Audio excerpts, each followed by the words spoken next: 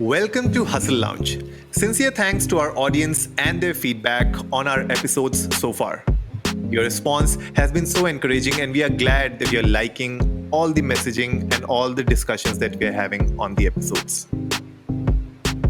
At Hustle Lounge, we bring real, relatable narratives of entrepreneurs from world over. If you're a startup enthusiast, you're surely at the right place. Expect life lessons, hacks, and some real learnings, and of course, a fun chat.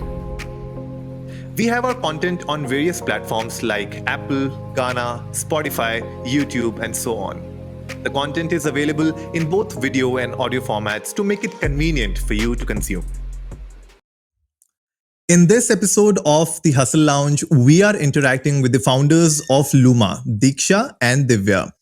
Luma is an eco-friendly home decor brand, and Luma means to be found and established. Luma as a brand name is inspired by someone whose life stories are very clear to us, someone who lives with us now through our passions. So, Garima, interesting episode that we're going to have today. What is the main hustle that we're going to highlight?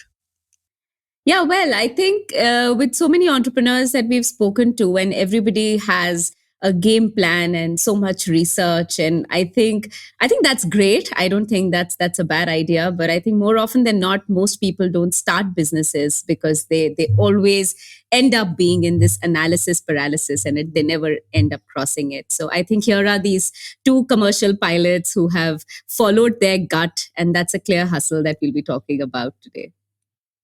So, having said that, both of you, I understand that, you also mentioned that, you were dabbling with several ideas previously. You even tried some. What made you so convinced about coming together for Luma and Yeah. finding each other? Yeah. So after I quit my job, like there were a lot of ideas, a lot of projects that were coming, and but nothing could get concrete because like you said, that there's so much, and once you start digging into it, you just know that you're not like ready for it, right? You just procrastinate to a point.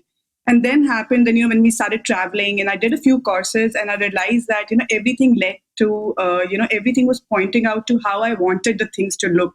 I tried to do a lot of passion projects. I researched. And in the end, everything was just focusing on how aesthetically it will look more than how it will be technical and how it will function. Everything just pointed out. And then I'm like, okay, fine, maybe this is something I wanted to do.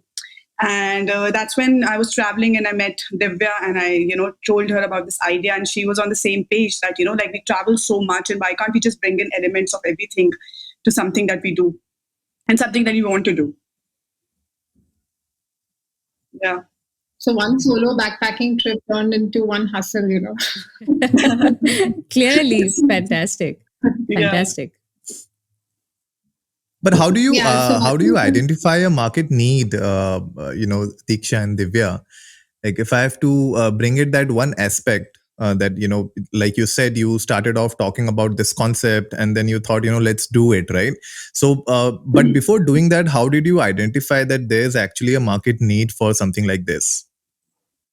So like I would like just trying to point out the whole process of how we started is it was first me, I knew the direction I wanted to get into, and I wanted to know what I wanted to do, but I was not very clear because this is a new territory, right? So even after speaking to Divya, I was not very sure about how I would want to take it.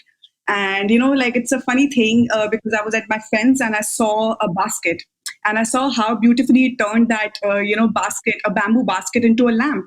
And then that just gave me a direction. Okay, fine, this is something I want to like explore into. This is something I could dig into and figure out.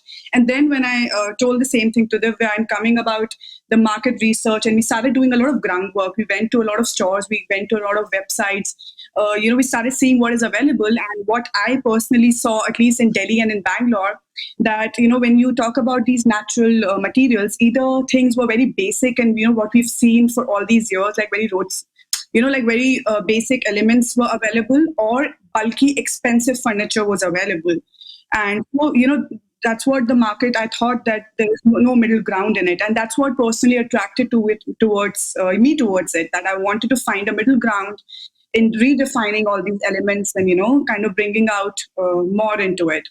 And that's when me and Divya both started meeting our artisans. We started talking to them. We had to do a lot of analysis about, their artistic capabilities into who can do what. who can design what, who can, experiment with what, because there's so much natural material. And that's how, we realized that there was a need to kind of find that middle ground, because not many brands were doing that. I think one other thing that we saw while we were doing all this exploration was that we were ourselves amazed to see what our country has to offer.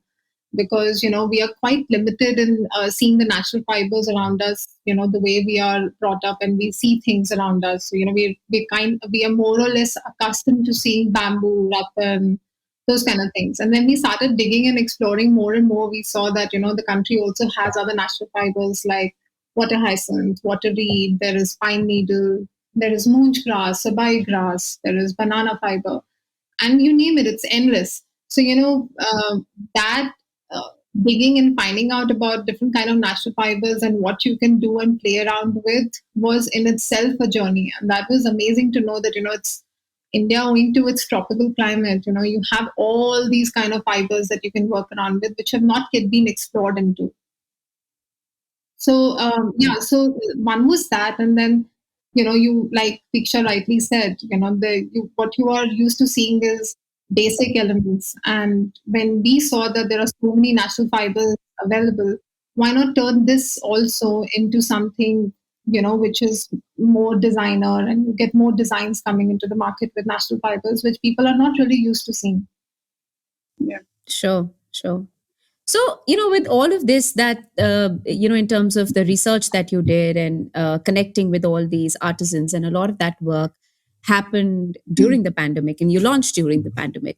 I'm sure there were challenges for other startups who have, who are now figuring out some ground, or who may have thought of an idea and could not execute, or, are there any challenges that you want to illustrate and talk about, and how did you overcome them? Considering I understand that such a business, which is very high on aesthetics, a lot has to do with how you pitch the product, to your customer, and how you make them visualize how like exactly like Diksha said, she saw a banana basket, and it was just Right. it was just done differently, and that visual gave her an idea of how to sort of use it in her space, right? Your customers were scattered, your artisans were scattered, and how did you kind of overcome that challenge? Is there a model around it that you created? So, handcrafted business is largely, I would say, a high EQ business. It's, high on emotional quotient. You have to be sensitive to the artisans. You need to understand, what their limitations are, what their capabilities are. Even pandemic or no pandemic, we have things like it's raining a lot, the bamboo is not dried, people can't come, they can't work because, it's flooded. Here, we're not talking about machines being able to produce mass products. We're talking about a person, an artisan coming and sitting and, having a beautiful frame of mind and, being able to produce a beautiful product. So the entire handcrafted business is very, very high on emotional quotient, pandemic or no pandemic.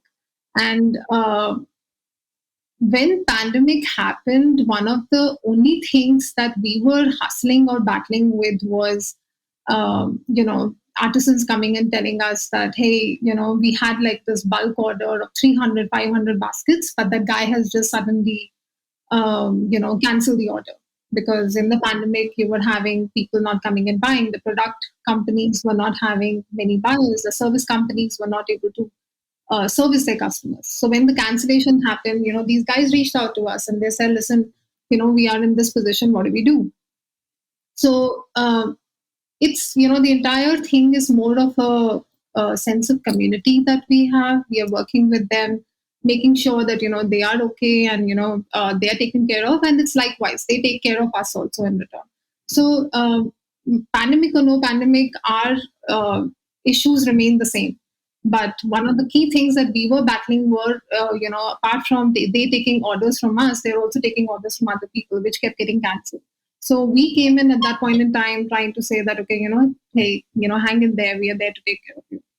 So, yeah. How did you manage the restrictions, because there were different kind of lockdown and, restrictions happening in different states. like after the unlock even started last year, and this year also we saw in the second wave, that when things were closing down, it was closing down at separate stages in different states. How did you manage these restrictions, be it with respect to managing your supply chain and your artisans as well as your customers? So logistics was a challenge, like pan India and everywhere, right? Suddenly, everything was shut down. So this was a challenge. Not only did we know, but also the buyers knew about it. So Yeah. people were very, very considerate enough, saying that hey, and we went ahead and we told the buyers that the lead times are going to increase. We may not be able to deliver in 30 days. We might take 45 days, 60 days, etc. But where the artisans came in were, they stepped in and they said, listen, we're going to work from home. And we needn't be able to come to the workshop and work, but, we can work. And there was this big cluster that we work with. They overnight, they just, sent out the work to all the artisans, the women and their homes. So they're able to take care of the kids and everything. And so logistically, it was not such a bigger challenge for us. Also because we have a very strong redundant system. So let's say if there was an order of 500 things, we were able to kind of distribute that between two clusters. And I would like to add that all our artisans are very, very, persistent, very resilient, and so are we. Because we have created a network like that, because there's so much personal involvement that it's almost as personal. This is not just business; it's almost as personal to deliver a certain thing. And I'm very happy that over the periods that we've created that kind of relationship with the artisans, that they also take it like that. This, so many times we've gone to them and said that, listen, you need to help us out here, and they have, vice versa. They have come to us, like Divya rightly mentioned, that somebody had cancelled a big order, and they had not paid the advance, and he's like, listen, I need you to help me. I need you to do something about it, and so did we. So I think we are very persistent, we are very resilient in that way. So that has helped us. See, the other thing that we are doing in trying to establish this relationship is, for example, when you have to make the system very redundant, having 2-3 clusters for a particular type of fiber. We don't have many clusters in India. The craftsmanship is still building. So there are a lot of new clusters also which are coming up within the country. So what we do is, let's say a new cluster says that, okay, this is my limitation, this is my capability, this is what I'm able to produce, this is the kind of weave I'm capable of, but I'm willing to learn more, I'm willing to push the boundary. So in that case, we tell them that, hey, there is a more seasoned cluster. Let me get a product from there. Let me show it to you how these guys do it. So it's a sense of community which we are trying to. It's not only like, for us at Luma, we're not trying to put a product out there and say that, hey, please come and buy the product. It's not that. It's a journey for us. So thanks, Diksha and Divya. That was very insightful, and clearly a hustle there to speak to artisans really all over the country. And in terms of, like you said, pandemic, no pandemic. I think the sheer sort of length and breadth of our country is so wide in terms of not only in terms of the geography, but also in terms of talent. And surely it's a hustle. You also mentioned building that community and giving that back, and of course that clearly comes across as a very big goal for you. How are you, and I want to break it down for the benefit of listeners and viewers, in whichever format they are, sort of consuming this content, to understand pricing models. How did you, and I don't mean something really at high level, but really at, for someone who wants to start and, who may be looking at any product, not necessarily in the same line of business. And pricing today has become so complex, right? So was there like a little methodology, or what was your process, or what were the steps that you took to price the product? Of course, needless to say, to ensure that your artisans make the most and also your customers get value. So how did you, what were your sort of thought, what was your thought process there, or what were the steps taken to price your products? Yeah, Garima. So we have actually done a lot of market research. We have studied, pricing models of different brands. Even on foot, like personally, I've gone to stores, I've gone to shops, I've gone to various of places to kind of see, how people are like, because we also did a lot of research into seeing what people are paying for. it's not about how much they're paying for, it's about what we are paying for, right? So we have done all that. And then, I think, then we also went to our artisans. We saw everything being made and how much time it took for it to be made, and how much effort they have put in. And I think Divya might have like a product, which we can show, because I really wanted to talk about that. I'm so happy to show this. Yeah. Yeah. So, here, what we wanted to show you guys is how intricate the design is, how thin the layers are. So when we went and met the cane artisans and we saw the whole process of how, cane is kind of made into this beautiful product, is they spend hours in just peeling, first burning cane. They need to burn the cane to kind of put it into a different shape. Now, to get that shape in itself, it takes 3-4 hours. And because they've burned it, then they need to peel it with the knife. This is all a manual process, right? So once they have the shape and everything ready, which takes about 7 to 8 hours, then they, put it into a nice, beautiful product. So that's what Diksha was talking about. So every week we actually, saw it. We sat with them and we saw it, and then that's what we spoke to a lot of people. And I think we very firmly stand on this, that, our pricing model is based on the fact that we value and we respect their time and their effort. And we also respect our time and our effort and all the passion that we're putting in. And, we are also sensitive towards our customer and providing them the balance between the value and the design that they're paying for. So we have actually done a lot of research. We have spoken to people. We have done a lot of pricing models to kind of figure out that none of these aspects are kind of, neglected here, including ourselves, to be very honest, because even we put in a lot of passion and a lot of work into this. Yeah. So that's how we've, I think what she's saying is, I would like to reiterate here, it's not how much you're paying, it's what you're paying for, because we've seen that time and again that, customers demand value for what they are paying. And at Luma, we are very, very, very, we are eco-conscious. It's a complete eco-friendly brand, but we are customer-centric brand as well. So yeah, that's the core at where we lie in terms of our pricing and products. Yeah.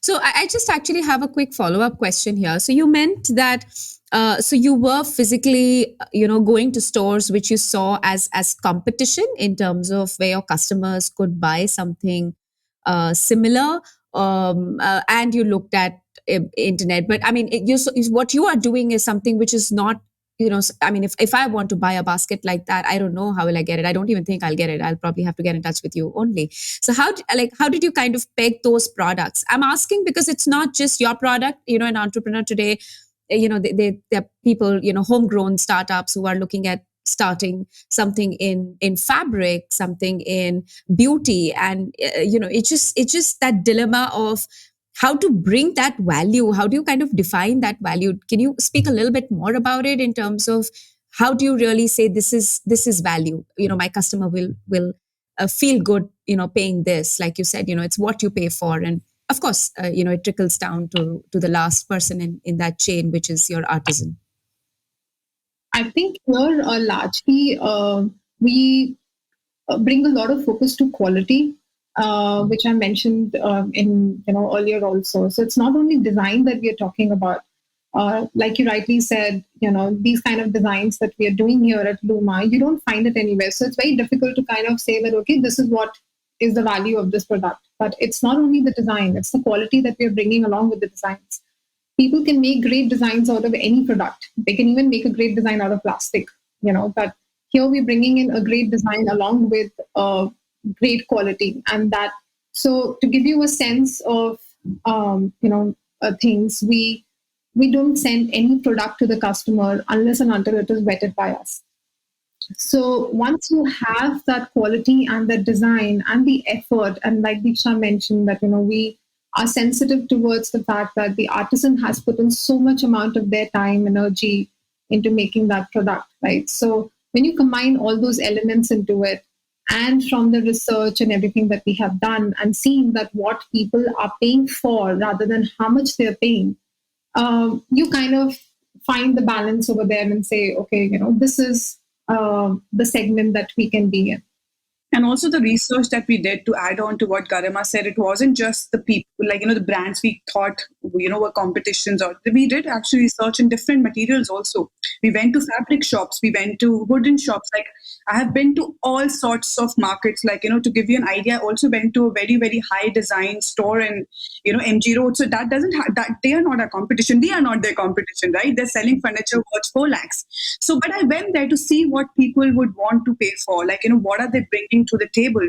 And I also saw that value in somebody selling somebody something for 500 rupees, because I wanted to see what is that people pay for instead of how much they want to pay for. And that's where we value the craftsmanship and the skill of, the artisans here. And, we have various artisans, like I've mentioned before also, like, we know that everybody has their limitations and everybody has their own their own creativity. And we know that, if this is a design that we want to sell, there's only one guy who can make it. We're very certain that he's only going to make it.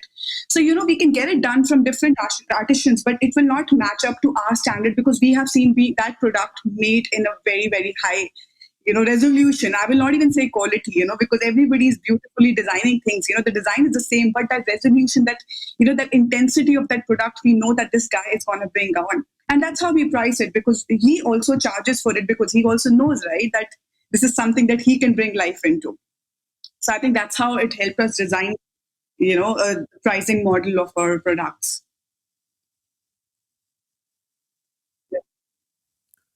True. But Diksha, like once you start scaling, right, I'm sure that you'll have to, like, for example, the lamp that you showed right now, let's say the lamp is being built by a particular artisan or his community. But later on, once you start scaling, you might have to go to different artisans for the same lamp, right?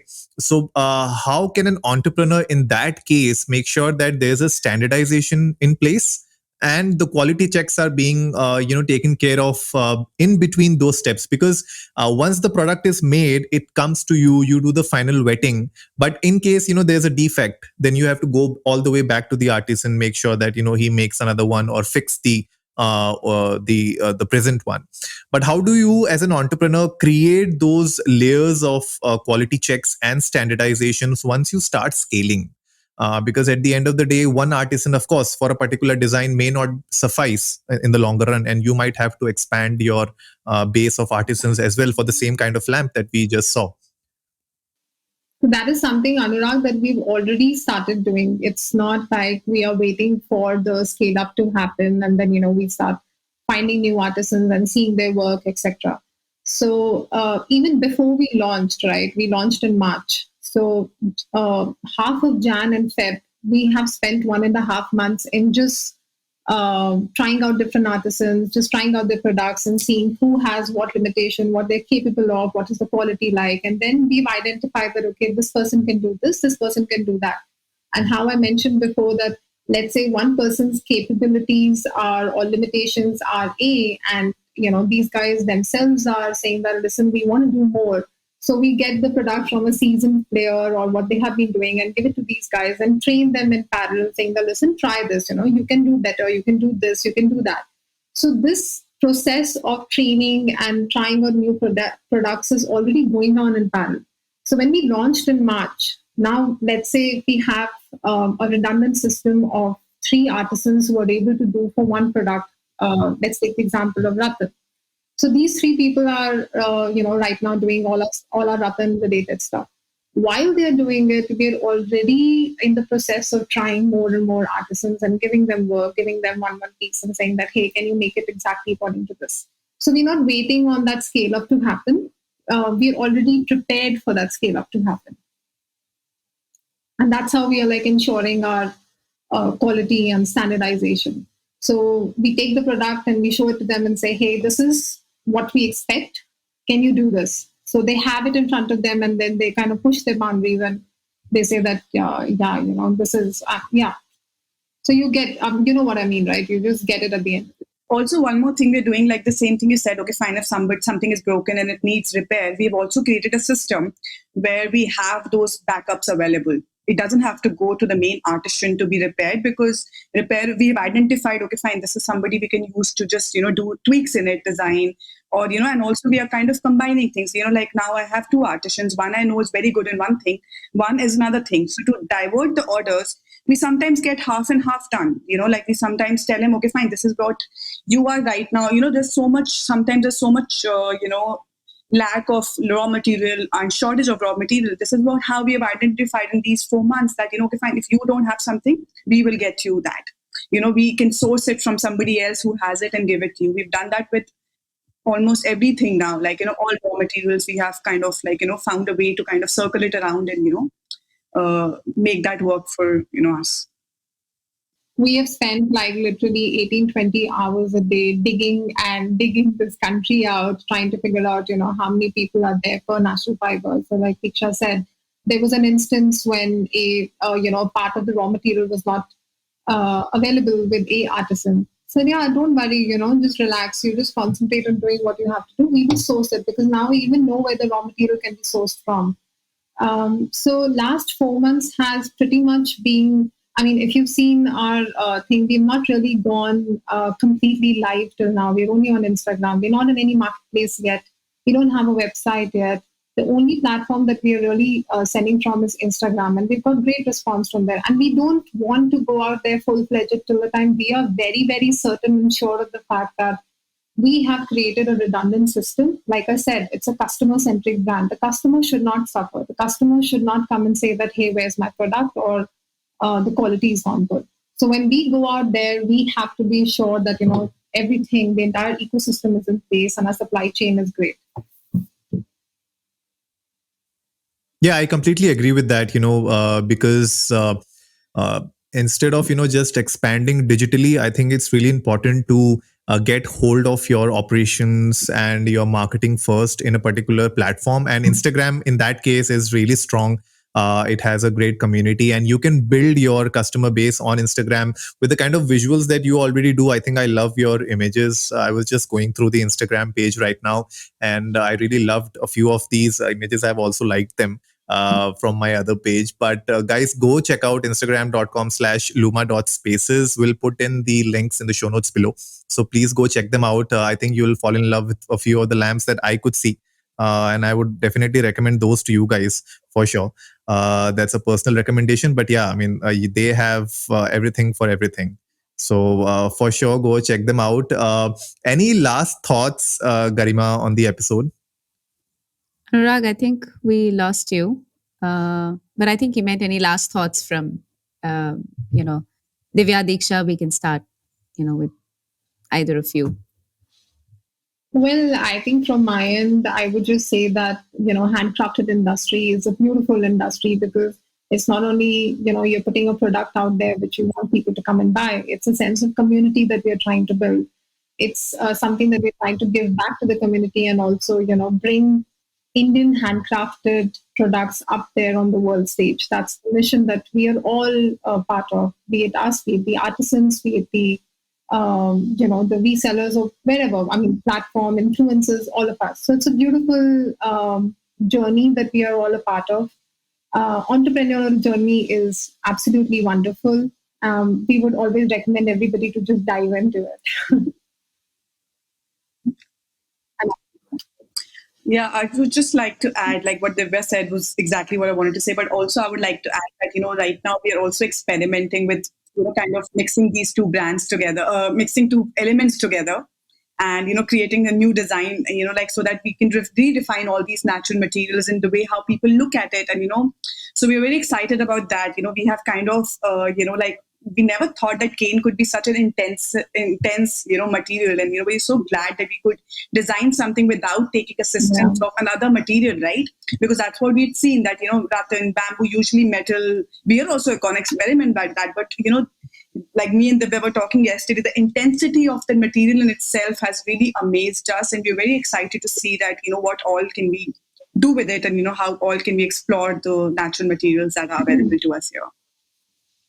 Right. And disagreement and fights and love and everything in the entrepreneurial journey is, a part of entrepreneurial journey. You will love, you will hate, you will ask yourself a zillion questions that why the hell did I jump into it, etc. But, it's a lot of fun. I'm sure, Garima, you are aware of the hustles of the entrepreneurial journey. Sure. No, absolutely. And Thank you so much, guys. This was fantastic. I'm a very proud customer of Luma myself, and I can take my system around to show some more. But great work, and super hustlers that absolutely so delighted to meet today, and so many people would learn from you, right from I would just reiterate on the hustle to just follow your gut feel. It really sounds like a romantic story, to just do what feels like you want to do, and do what is right. And if it's right, and if you feel for it, just do it. And I know everybody says that, but there are very few people who would quit their mainstream corporate careers, quit flying in your cases, and jump I into know. this, right? Because everybody is always stuck in analysis paralysis. There are so many people who will tell you perhaps why your business wouldn't work. And here are two women who are, sort of redefining that, battling that, hustling that with their customers, with their artisans, within themselves. So fantastic. Congratulations. And we're very, very happy to have chatted with you today. Thank you. Thank you, Garima. Likewise, it was a pleasure meeting you and Anurag, and we had a great time over here. Thanks. Thanks, guys. So, guys, thank you all for tuning in today. Please do reach out to us at hustlelounge@sociallydesi.com for any suggestions, feedback, and collaborations that you may have in mind. See you next Tuesday and keep hustling.